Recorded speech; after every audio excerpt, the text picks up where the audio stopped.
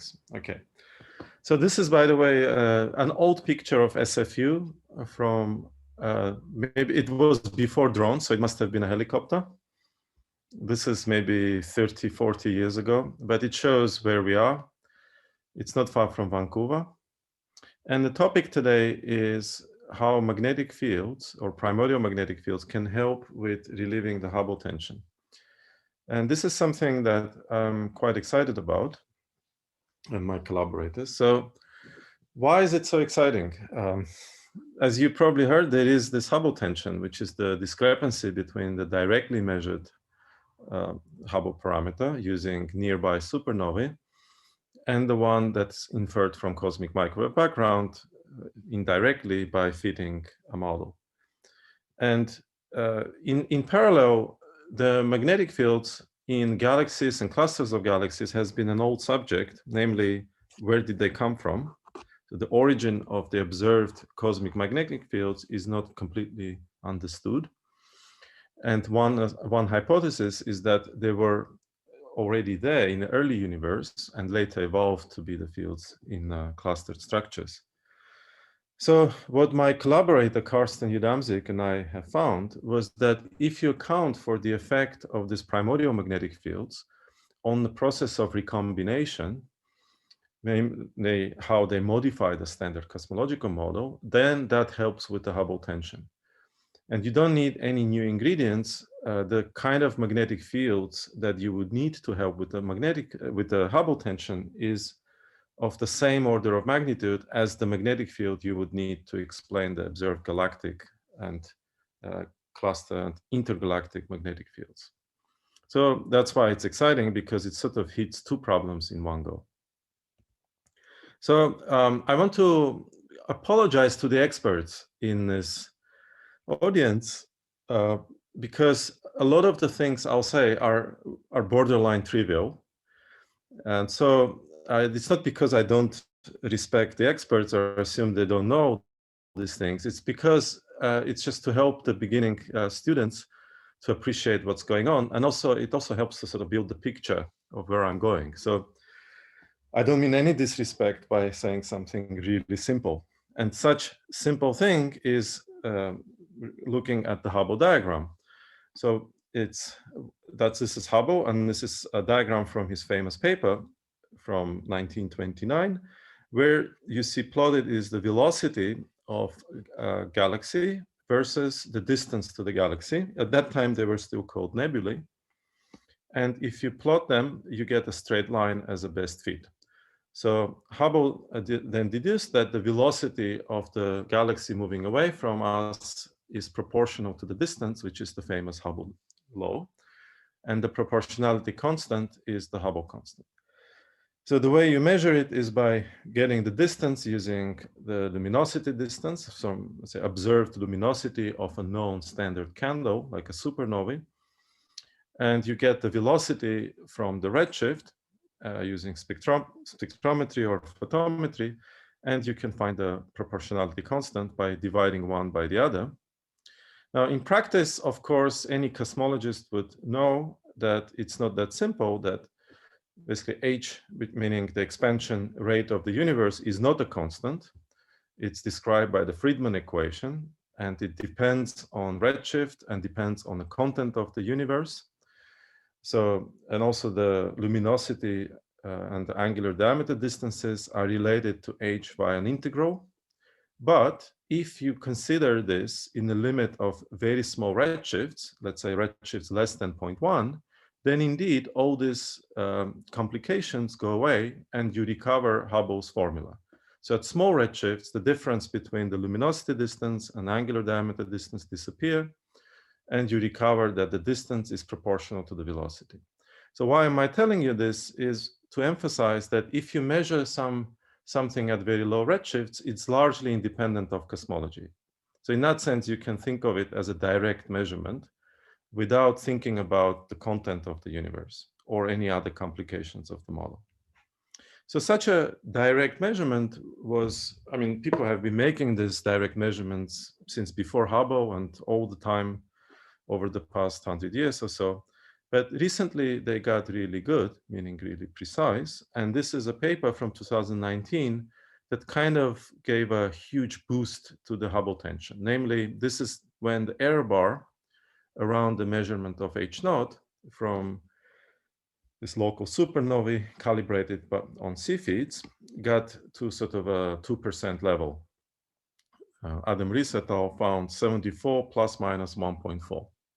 And that's at that time was 4.4 sigma away from the best feed value you get from cosmic microwave background.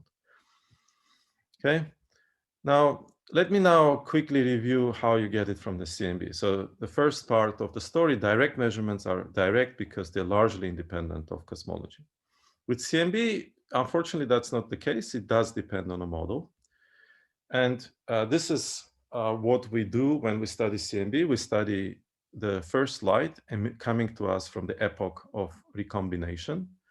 That recombination is when protons and electrons combine to form neutral hydrogen. So I like making a distinction between a poster in a typical physics department versus a poster in a typical astronomy department, which are not the same.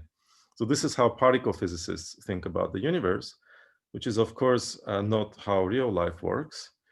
So this is protons and neutrons recombining, right? This is the transition. But this is the poster in the typical astronomy department. This is how we actually observe things. So we are in the center of our horizon sphere, and we look out in the sky, and things appear sort of young. As we look back in time, we see younger and younger universe. So at some point, when you look really far away, you start seeing this wall, the transition between transparent to opaque. And that's the surface of the last scattering, which we observe as the cosmic microwave background. So that's the epoch of recombination as we observe it. And you can map its temperature to a very high accuracy and get a map like this that I'm sure many of you have seen. So it's a nearly perfect black body. So we're sitting in the middle of an oven with all this radiation around, except the heat is quite low. It's only 2.7 Kelvin. And the fluctuations that you see here are also very small. They're 1 part in 10 to the minus 5. So if you do a spectral analysis of these fluctuations, do something like a Fourier transform on a sphere and plot the power in anisotropy as a function of scale, with large scales going to the left of the axis and the small scales going to the right of the axis, then you get a very interesting curve. And it's very well fit by the standard cosmological model, which is the lambda CDM. And this curve has a lot of information hidden in it. Most prominently, it has these acoustic peaks, which are imprints of sound waves that used to exist in the primordial plasma before it became transparent. And they also go by the name of baryon acoustic oscillations, and were actually first described a long time ago by Andrei Sakharov. So the idea is that you have a tightly coupled fluid of protons, electrons, and photons. So light and particles are coupled very tightly before recombination, but they are already gravitational potentials, let's say, set up by inflation. So this fluid falls into the gravitational wells, but then it has pressure, so the compression is opposed by the pressure. So that sets up oscillations, and so you get sound waves. Now, when the universe suddenly turns transparent, this oscillatory pattern remains imprinted in the distribution of the matter, such as galaxies, and in the distribution of the CMB temperature. And that's what this picture illustrates, that as you freeze the universe at the time of last scattering, it freezes in a certain pattern that contains in it this moment at which you stop the oscillations. If you stack hotspots in a CMB, you get a very nicely looking ring, a sequence of rings. So the typical size of these features or size of these patterns is given by the sound horizon at recombination, which we'll call R star.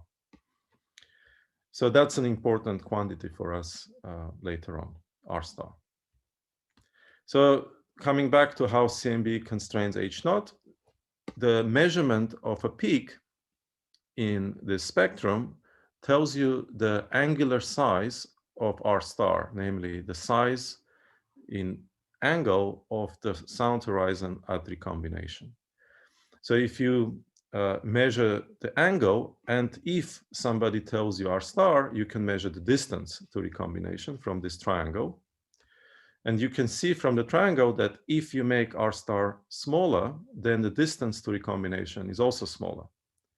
And that's, if you make H0 larger, that makes the universe also expand faster today. That makes the distance to recombination shorter as well. So a larger H0, sorry, a smaller sound horizon implies a larger H0. So that's in a nutshell how you can increase H0 from that you get from CMB. You can reduce the sound horizon. Now, in practice, this is quite model dependent. All these quantities here depend on a cosmological model. So if you look at the distance to recombination, R of capital R, it's an integral, which depends on the radiation density, matter density, and the Hubble constant. And the sound horizon at recombination also depends on the baryon density and the matter density. And also the redshift at which the universe recombines itself depends on the parameters like the baryon density, the matter density. And in fact, it's quite model dependent. There is a lot of physics that goes into calculating the redshift of recombination, which I don't put in here. I just mark it that Z star is a function of these parameters.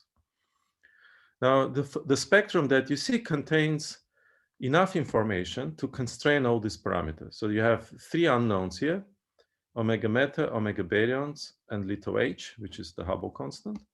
And you have three key pieces of information in the spectrum. So the rise of the spectrum at low multiples, it tells you something about the ratio between the matter density and the radiation density, because it's sensitive to the so-called early ISW effect.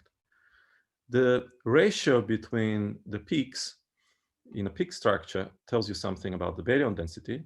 And then, as I said, the position of the peaks tells you the angular scale, the ratio between R star and R. So putting these three pieces together gives you a very accurate way of determining these three unknown quantities. One of them is H. So bottom line here is that this determination of H depends on the model. Unlike the the earlier thing I said about the direct determination of H, where you directly fit to something.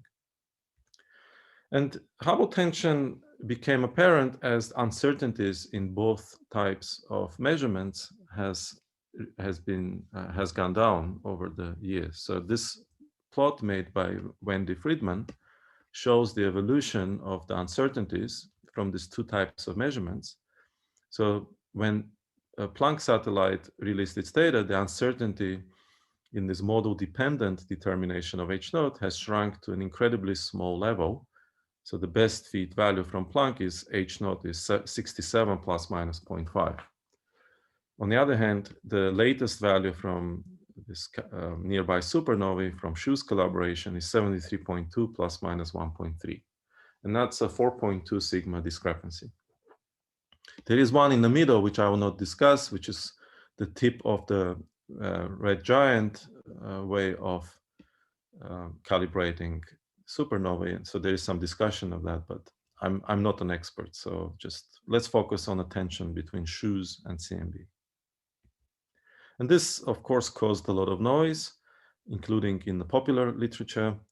And needless to say, theorists have been busy trying to understand what could cause this discrepancy, what is the missing ingredient in a cosmological model that could have resulted in that. And there are all kinds of proposals.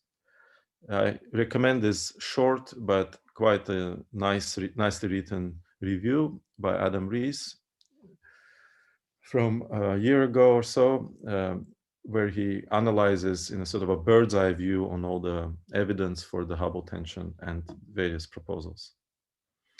Okay, let's have a look at where we stand with the Hubble tension. This plot is a bit old. It's approaching a year and a half old. but some points moved here and there, but overall the situation is the same. What it shows is measurements of the Hubble constant from different groups, which you can divide into early and late. So I'll explain what's meant by that.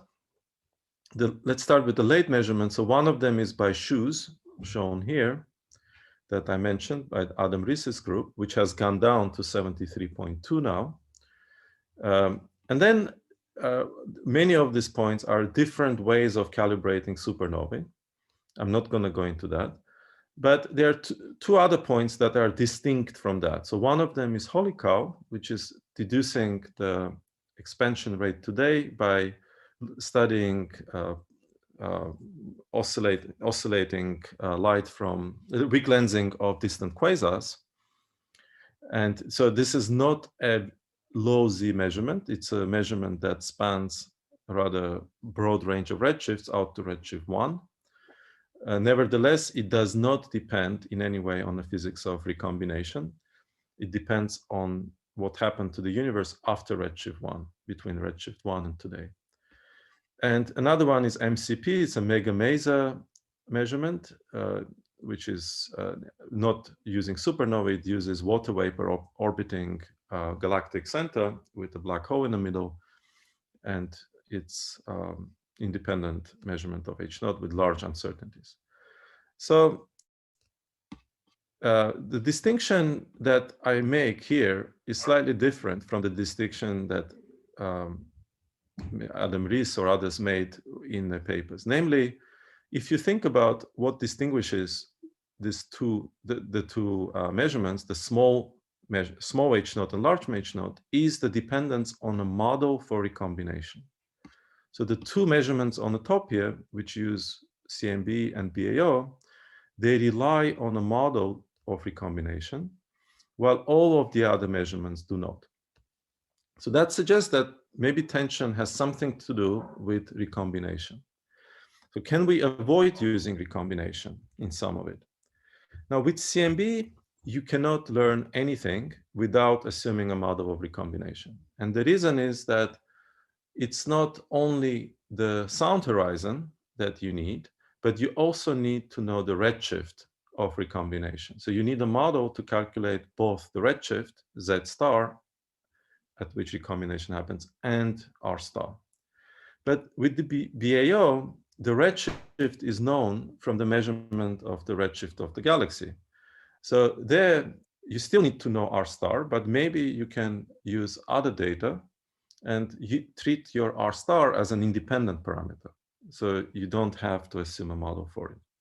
And that's what I did with Gongbo Zhao and Karsten Yudamzik recently. So we said, okay, let's treat R star, which here we call RD for R at decoupling, which is the same, very similar to R star, almost the same. So let's treat that as an independent parameter and look at the BAO. So BAO of this transverse type, but it applies to all the types of BAO data. Let's consider one type. Basically measures the same thing as the angle theta star in the case of CMB. It measures the ratio between the sound horizon at decoupling and the distance to that redshift at which you measure stuff. So this is like the inverse of the angle.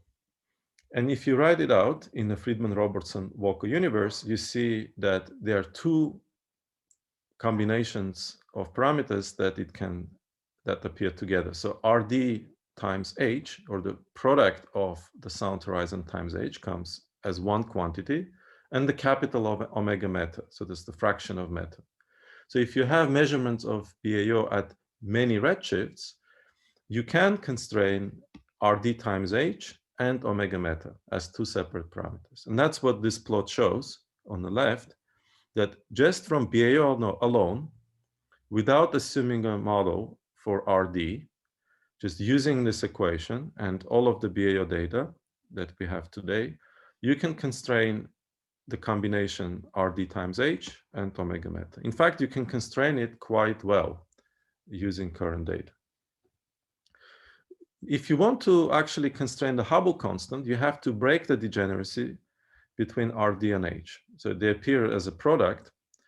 You can do it if you provide a measurement of the meta density, and by that I mean the product of omega meta times H squared. That's the physical meta density. This you can see again, it's the same equation written so that I isolate omega meta, little omega meta in it. So if somebody gives you a measurement of little omega meta, now you can measure both RD and H. And the plot on the right illustrates that. So here we assume, just for an illustration purposes, a Gaussian prior on little omega meta, and that helps you isolate separately values of RD and H naught. And this is what we get when we combine BAO with various types of data that give you a handle on this little omega. So we combine it with CMB lensing, galaxy weak lensing, cosmic chronometers, or as an independent exercise, we combine it with just a Gaussian prior on little omega based on best fit lambda CDM model, which you could think of as being a consistency test of lambda CDM. Interestingly, all of these different ways of doing it give you a very similar result. So you can see if you look at the bottom plot, you see a Gaussian, which is quite broad. Nevertheless, it's centered around 70, and it's therefore consistent with both shoes, which is here as a broad band, and Planck, which is on the left, the narrow band. So the lesson here is that BAO by itself is not in tension with shoes. In fact, if you don't assume physics of recombination, it's actually somewhere in between. It wants to be at a higher H naught than Planck would want to be. And it's in better consistency with the direct measurements of H naught. This is a table with all kinds of data combinations that we got. So the last column shows H naught. You see that all the values are around 70. And we also did a forecast for DAISY, and this method would be giving us errors on or for the 0.3, like error bars of 0.3 for each node. So it can be extremely useful consistency probe in addition to CMB studies. Without using any CMB, you can get very small uncertainties. Now, let's talk a lot about physics. So I said that if we could come up with a new ingredient in a model that would reduce the sound horizon, that would help get a higher H naught from studies like CMB or BAO. So what could that be? And there are many models which have been proposed, such as the early dark energy, all kinds of models with neutrinos that would have masses, interactions, and varying electron masses, all kinds of things. Now I put them separate from the model that I'm going to talk about, which is the primordial magnetic fields, for one simple reason, that primordial magnetic fields were not invented to solve the Hubble tension. So they were already studied, and no new ingredients or changes to that happened as a result of the Hubble tension. We just took already developed models and already developed understanding of what's happening and just applied it. And that's what I'll show. So now let me give you a brief introduction, motivation into primordial magnetic fields. This is a well-known and old problem in astrophysics, that pretty much every galaxy that you look at in the sky contains a micro-Gauss magnetic field. It's already kind of strange that independent of the age of the galaxy, type of the galaxy, whether it's a spiral or an elliptical, whether it's at redshift 0.1 or redshift 6, it has a micro-Gauss magnetic field, okay? So it's kind of difficult, even though the primordial sort of default explanation of where these fields came from are the dynamo, namely they developed as a result of the galaxy turning and dynamo doing its work, dynamo fails to explain magnetic fields in extremely young proto-galaxies, like as I mentioned, at redshifts that are very high. So why would they already have micro-Gauss fields if dynamo haven't even had time to turn? So, but the galaxy already has a micro-Gauss field. So the the alternative explanation to that is that maybe magnetic fields were already in the primordial plasma at the time of recombination and before. And when structure formation happened, they simply collapsed together with the matter, and magnetic fields compressed with the matter, and that resulted in the micro-Gauss level fields. There is also evidence that magnetic fields exist in seemingly empty space between galaxies, and that comes with cosmic rays or gamma rays. So that's the paper that about 10 years ago pointed out that from observations made by Fermi satellite, you can deduce a lower bound on the magnetic fields in the intergalactic space, which they deduced to be around 10 to minus 16 Gauss. And the way it's done is quite simple. The idea is that you look at the light from blazars, which are TeV level gamma rays, so high energy gamma rays at TeV. And the energy is so high that you can, if such a TeV level gamma ray hits another photon, which are plenty of, like EBL, extragalactic background light, when two photons collide, the energy of that collision is so high that it pair produces electron and positron. Then this electron and positron continue moving mostly in the same direction as the direction of the original blazar, because that was the dominant momentum. Okay, and eventually both the electron and positron will hit a CMB photon and upscatter it into a gamma ray, GeV energy gamma ray. So therefore, if you observe a blazar, you expect to see also GeV level gamma rays around it. You expect to see a halo of GeV gamma rays around a TeV level blazar. So what happens if you have a magnetic field? Then this electron and positron pairs get deflected in opposite directions, and that deflects this GeV gamma rays out of your line of sight. So if you see a TeV gamma ray without a halo of GeV gamma rays, that suggests that there was a magnetic field that has deflected the electron and positron. So from a non-observation of the GeV halo, these people concluded that that puts a lower bound on the magnetic field. There needed to be at least a certain level of a magnetic field to produce this.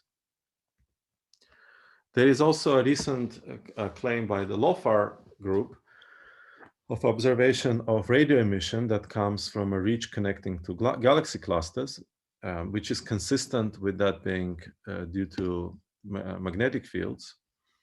And the cluster extent is 3 to 10 megaparsec, and the kind of magnetic field that you would need would be between 0.1 to 0.3 microgauss. And it's very difficult to come up with this kind of strength magnetic fields of this extent through dynamo or other astrophysical mechanisms alone. So they, in the paper, they speculated that this could be pointing to, again, existence of primordial magnetic fields. So there is this mounting observational evidence for primordial magnetic fields.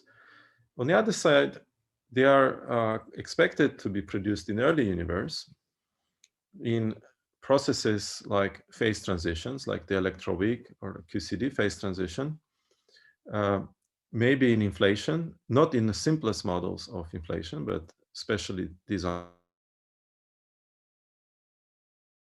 If getting into the connection to the Hubble tension, so I need to give you a little bit of background on primordial magnetic field. So let's say you have generated this primordial magnetic field in a phase transition or in inflation. What happens after that is that this magnetic field is frozen in the plasma because the universe was filled with highly conducting plasma at that time. And if you put a magnetic field in a highly conducting plasma, it stays there. It moves with the fluid. So magnetic field lines evolve with the flows of the fluid. That's what we call frozen in. And as the universe expands, the strength of the magnetic field goes down as a squared, just like radiation, because radiation goes as radiation density goes down as 1 over a fourth, right? And magnetic field energy is b squared. So it just scales like any other radiation would scale. It goes down as radiation would. And depending on how these magnetic fields were produced, their power spectrum would be different. So if it's made in phase transitions, it would have most of its power on small scales. And if it was made in inflation, then there's more freedom in depends on the model of inflation, but it's more likely to be scale invariant with more power on large scales. So how do magnetic fields help to reduce the Hubble tension? I have a 2-sentence explanation and a 3-slide explanation. So let's start with the 2-sentence explanation. What happens if magnetic fields were present at the time of recombination? They produce inhomogeneities in the baryon density on very small scales. But very small, I mean cosmologically very small, 1 kiloparsec. So that's much smaller than the width of the last scattering surface, which is more like a 1 megaparsec. And this inhomogeneities, or which we call clumping, what they do, they force recombination happen quicker. And I'll show you why. And if recombination happens earlier and completes faster, that means that the sound horizon at recombination was smaller. So you get a smaller sound horizon, and for all the reasons that I explained before, it helps you get a larger H0. Now, I used to be scared of Magneto Hydrodynamics when I was doing other stuff, but if you look at it, it's actually not that complicated. So I want to explain to you in sort of a more detailed way where the effect comes from. And I don't usually show equations unless I'm going to explain every term. So let's go through this and see what's happening. So Magneto Hydrodynamics is the relevant field of physics that you need to understand this. And it has 3 equations. The first one, Navier-Stokes, is essentially Newton's second law. It tells you what forces they are and how they force the motion in a fluid. So on the left-hand side, dv dt, it's like your acceleration. In the fluid, you need to have a convective derivative, so you have this additional term. And all the other terms are different forces that act on the fluid. So the first one with CS squared, that's the pressure. So if you have pressure gradients in the fluid, you would have flows. This one is the force of gravity, goes as the gradient of the Newtonian potential. This is the viscosity due to some viscosity in the fluid. And the last one is the Lorentz force due to the magnetic field. Then you have 2 other equations that one of them is the continuity equation that you need, just goes with the first one to complete make sure that the flow is conserved in the plasma. And the third one comes from Maxwell's equations. It just tells you how magnetic fields are generated by moving fluids. Now, if you are looking at the universe close to the time of recombination, a lot of these terms don't play a role. So things simplify.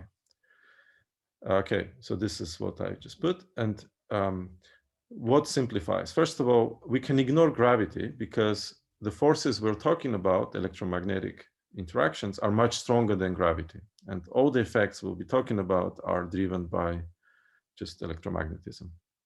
So we can ignore gravity. We can also ignore the magnetic diffusion, this term on the bottom, due to finite conductivity, because on the scales of interest, plasma can still be treated as perfectly conducting. So we ignore the finite or resistivity in the plasma. And this friction term, we are operating at low Reynolds numbers at that particular epoch in the evolution of the universe. There is no turbulence. So the friction force is simply proportional to the velocity. So we're left with Navier-Stokes equation with in this form, which is now simpler.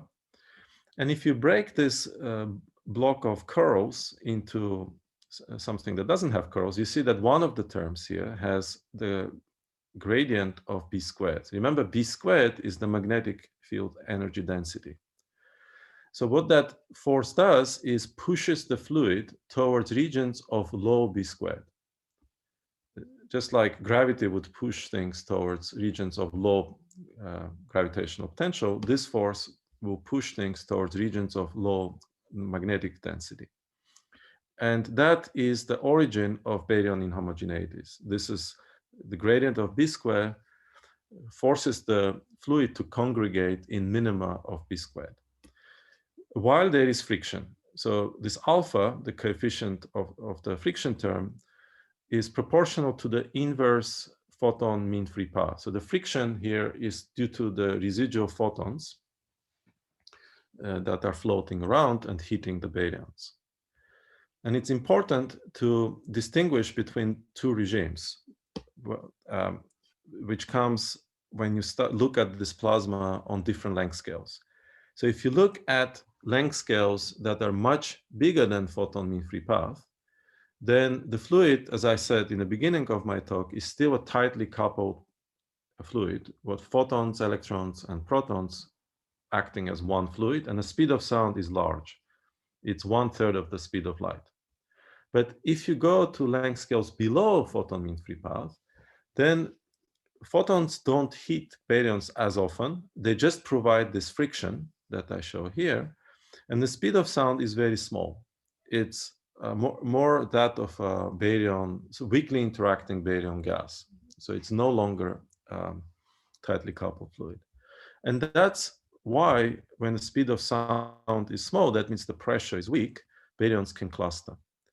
So on length scales larger than a photon mean free path, it's a tightly coupled fluid. At length scales less than that, it's a compressible gas. And so plasma develops density fluctuations where it can, meaning on small scales, below the photon mean free path. And that's the origin of the baryonic clumps. So how does it affect recombination? This is the rate equation. It tells you how the ionized fraction, so Ne is the fraction of protons or electrons, the free charges, how it evolves with time. So on the right-hand side, there are two terms. The first one is the probability of a proton and electron meeting and combining to form a neutral hydrogen, and it's proportional to the product of the density of protons times the density of electrons. And since the plasma is neutral overall, they're equal, so it goes as Ne squared. And the other term is the opposite effect, meaning as recombination proceeds, photons occasionally would hit the neutral hydrogen and make it break apart. So it's the opposing effect, but because the universe is expanding and temperature keeps falling down, eventually the first term wins. So the universe ends up recombining. Now, the effect of clumps happens when you average this equation. The equation you see is a local equation, meaning it's valid at every point in space. But if you average it over the whole universe, or even sort of over a certain part of the universe, then you have to look at averages of each term. And now it's a simple statistics exercise that if you take and look at the average of something squared, it's always larger than the square of the average. So if you have something which has inhomogeneities, like delta Ne, then Ne squared in an inhomogeneous distribution of baryons is going to be larger than a Ne squared in a homogeneous distribution. So if you have magnetic fields creating clumps, they will enhance Ne squared term in this equation, and that would make recombination go faster, because this term, which drives the recombination, is now going to be large. And this was pointed out long before the Hubble tension by Karsten, my collaborator, and Tom Abel back in 2011. And they showed that if you look at the ionized fraction as a function of redshift in the presence of magnetic fields, then indeed ionization happens faster. And they also looked at the effect on the CMB peaks, and they provided this picture.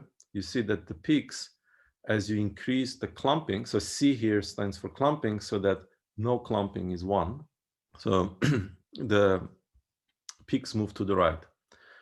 And so when Hubble tension became a big problem, the thought we had was, well, if we increase H naught, it would move all these peaks back into their place. And that's the idea. So what Karsten and I did last winter, a year ago, we implemented this model in CAMP and CosmoMC.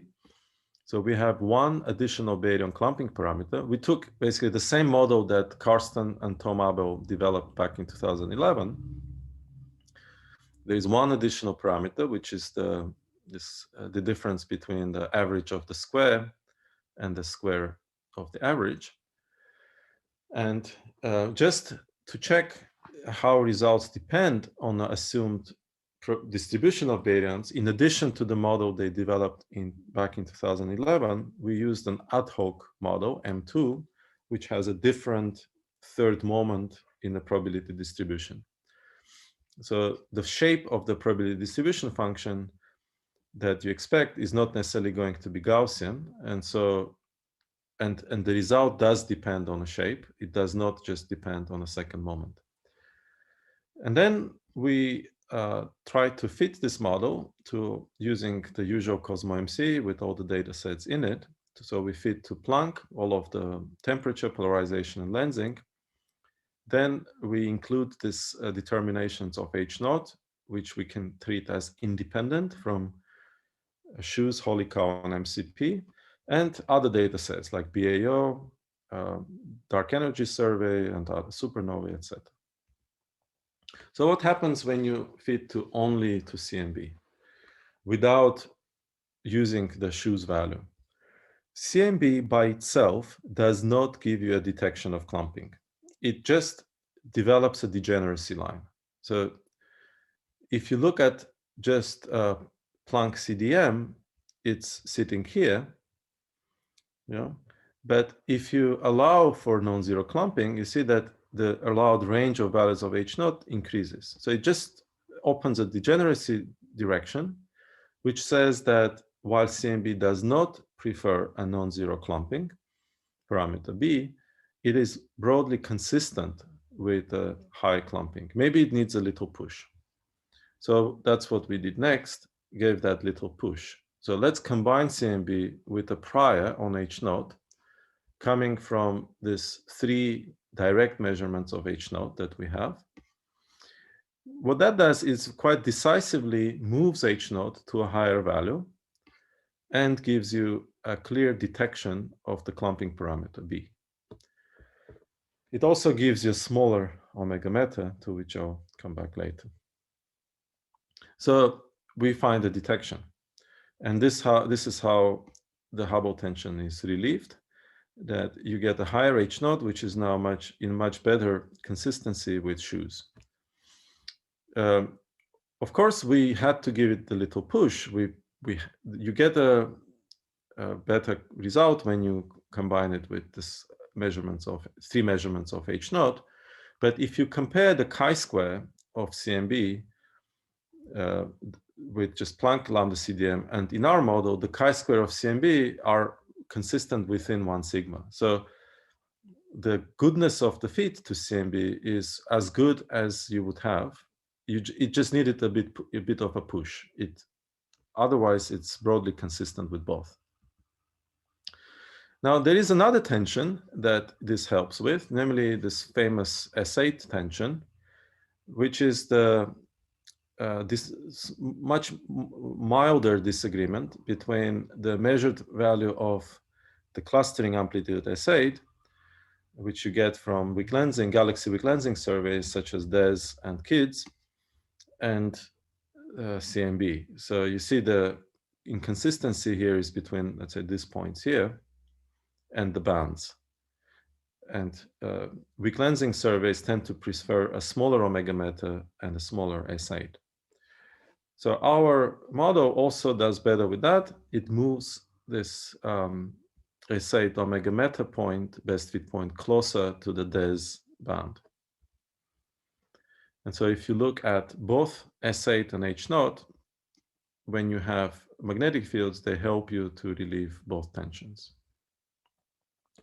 Now, you might notice that the red, for example, if you look at the red blob for Planck plus H3M1, it doesn't quite want to go all the way to H0 equals 73 or so. It kind of, here it's at around 71. And if you combine it with all of the data, including BAO, it goes to something like 70 and a half, okay?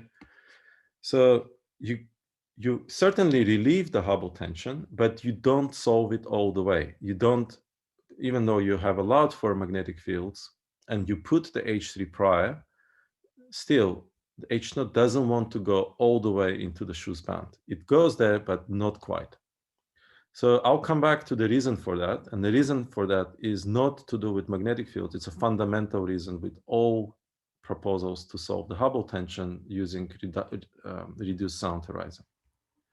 So let me go back to this excitement first before pulling a bit of cold water on it. So even if you get H0 up to 70 or 70 and a half, that's still wonderful. I think that's like, that would relieve the Hubble tension. And the exciting thing is that magnetic fields that you need for that correspond to something like 0.05 to 0.1 nanogauss at the time of recombination. And this is in what's called co-moving magnetic fields, where you rescale by a squared. This is the same order of magnitude you need to explain all of the other observations, like low redshift observations of magnetic fields. And this Tanmay Vachespati gave a really nice colloquium in the summer where he puts that evidence together. And he also wrote a very nice review where he discusses both the theoretical sort of proposals for magnetic fields and different observational evidences for it, and organizes this in a coherent way. And what comes out of that review is that indeed this 0.05, 0.1 nanogauss range is special. So I recommend, if you're interested, to read that review. Now, if that's true, if Hubble tension is indeed resolved by primordial magnetic fields, it means there are primordial magnetic fields in the primordial plasma, and that can be tested with other observations. For example, it would be very brightly visible in some future measurement of spectral distortions in a CMB. So we haven't accurately measured the blackbody spectrum of CMB since COBE, virus instrument. So eventually, hopefully, there will be another mission that would measure spectral distortions from blackbody. And such order level magnetic fields would be very visible in there through mu and gamma, and sorry, mu and Y type spectral distortions. There also, you could see it again through further observations of gamma rays. You can do more targeted studies. If you believe this is the range, you can tune your experiments and look specifically for evidence of magnetic field in that range. You could look for Faraday rotation, both of CMB and maybe radio distant redshift radio sources, etc. So there are all kinds of interesting lines of investigation that we're currently pursuing. Most importantly for us is to get an accurate prediction for the probability distribution function of baryon inhomogeneities. That would allow us to model this CMB to a much higher accuracy than what we can do now. So that's what we're focusing at the moment, MHD simulations. So now let me go back and tell you why this blob cannot be moved further. And the reason for this is as follows. So this is a paper that, again, the same group, myself, Karsten, and Gongbo wrote back in October. So suppose you want to reduce the sound horizon and solve the Hubble tension. Then that would affect both CMB and BAO, because both depend on the sound horizon. Now, if you fix meta density omega meter h squared, then that defines a line in like a given measurement, like a CMB peak or a BAO peak in a galaxy distribution. Any given measurement of a CMB or a BAO peak defines a line in this RDH naught plane. So this is illustrated with these lines. For example, let's fix it omega meter h squared at the Planck best fit value, which is 0.143. Then the red line is what you get from a measurement of theta star. Okay, theta star therefore defines a line because you fixed omega meter h squared. Now, at the same omega meter h squared, a BAO line, let's say a measurement of BAO from EBOS at redshift 0.5, gives you a line, which is the yellow line. It has a different slope because it's at a different redshift. And the BAO at the 1.5 redshift gives you different line at a different slope. So depending on the redshift, you get lines at different slopes. If you put all BAO data together, all of the redshifts, but just the BAO, and marginalize over all parameters, so we no longer fix omega meter h squared fixed, but do an honest fit, then you get this band that you see, and it's called the BAO band. So basically, BAO constrains this band in RDH naught plane, and the CMB measurement at the given omega h naught goes as this red line. So you already see that if you were to reduce the sound horizon, let's say I want to reduce RD, that moves me to the left. If I keep the agreement with CMB, I have to move along the red line, right? So I move along the red line, but then as I get into the consistency range with shoes, I move out of the consistency range with BAO. So I exit the BAO band as I move into the shoes band. Very simple, right? So that makes it very difficult to reconcile CMB and BAO at the same time while reducing RD. What you can do is, so if you increase the meta density, and let's say go to higher meta density, that moves the CMB line to the left. So the CMB line that is in perfect agreement, that can achieve a perfect agreement between the BAO and CMB and shoes, is this one. It's the dotted line at meta density, which is 0.167. But that's a much higher meta density. And it's a problem because if you had such a high meta density, that would quickly create a very big tension with weak lensing of galaxies. So the mild tension that you had with DES would become a worse tension. And so the little theorem that we proved in this paper was that you cannot bring the CMB deduced value of H naught into a perfect agreement with shoes without either getting in serious trouble with BAO or weak lensing. Okay, and so that's and then we did a bit of a survey of all the models in the literature that attempted to solve the Hubble tension by reducing the sound horizon. And you see these different bands. So RDH is a representative number for the BAO, the H naught given by the shoes band, and S8 from DES and kids plus DES. And if you take any given point here, you see that it runs into trouble with either BAO or S8. So as soon as you try to get, let's for example take this black square, yeah. So it good agreement with BAO, perfect, close to shoes, but out of the S8 band, etc. So you can look at every point here. And one point here that appears in all of the bands is this red dot. You see this one? It's a model of interacting neutrinos, but it doesn't really respect the conditions of our little theorem. Namely, there you reduce the sound horizon, but you also have another ingredient that modifies things after the recombination. So it's more than one modification of the model because the interactions of the neutrinos delay the free streaming effect in that model. And also, to be fair, that red dot, it doesn't fit CMB polarization. It fits CMB temperature, but not polarization. Anyway, so that's kind of a little no-go theorem that says that if you want to, so let me come here, and that's my conclusions, that on one hand, Hubble tension, in my mind, clearly points to a missing ingredient in the physics of recombination.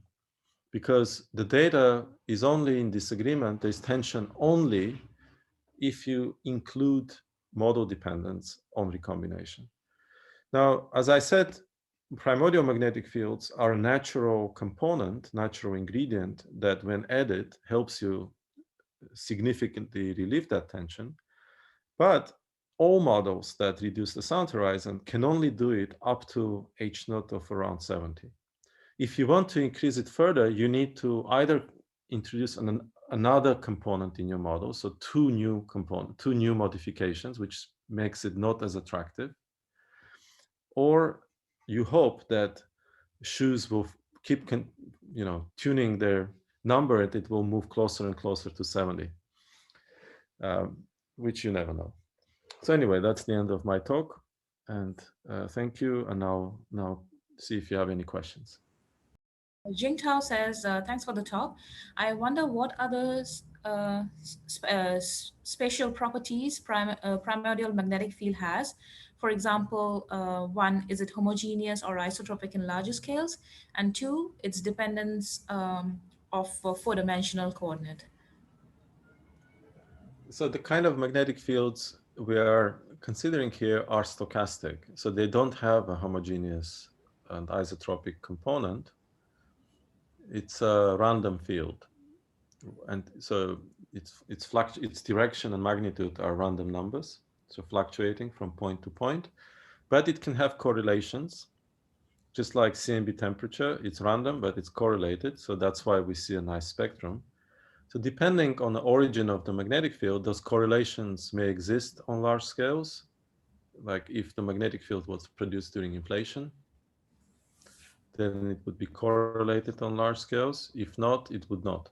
And our effect doesn't really depend on that much. It's all that our effect requires is that there is magnetic field of certain strength on 1 kiloparsec scales. Whether there is also magnetic fields on 1 gigaparsec scale or not is not playing a role. But to the second part of the question, how else I don't know what, maybe that was all of the question. Yeah, I think that was. Yeah, it was just a dependence of four-dimensional coordinate. So Yeah, so it's a stochastic field. Yeah. stochastic field. I'll ask Injay's question. I wonder whether this primordial magnetic field would have another effect that can be tested with other observations. Yeah, what I mean is that, for instance, you have constrained your B parameter, which is like a clumping factor. And so that can be translated into some constraint on the value of B, the amplitude of the field. So if such things happen at early universe, I wonder whether you have other way to test this scenario. So first of all, you use something that you can still do is keep fitting it to higher resolution CMB experiments. So as you improve the resolution with future and sensitivity of CMB experiments, both with current like SPT3G and ACT, and then there'll be Simon's Observatory and CMBS4. So all of that will keep tightening the constraints. So it will be interesting to see if the model stands up to all those tests. But if you ask for non-CMB tests, so I mentioned spectral distortions. That's a clear smoking gun, especially since we know what magnitude of the magnetic field should be. Then maybe if the range of the magnetic field is closer to 0.1 nanogauss as opposed to 0.05 nanogauss, you could maybe see it in Faraday rotation of CMB polarization, but it's not as likely. That's quite a challenging thing to see at that level. And then I guess once the thing here is that if you solve Hubble tension, you need a very specific range of the magnetic field. So once you have a very firm prediction for what magnetic field there was, you can just evolve it forward in time. And there is all kinds of low redshift things that would follow. So at low redshifts, you have most importantly cosmic rays or gamma rays, more specifically. So the gamma ray astronomy will just get better and better. And then, I don't know, all kinds of low redshift magnetic fields that you might see.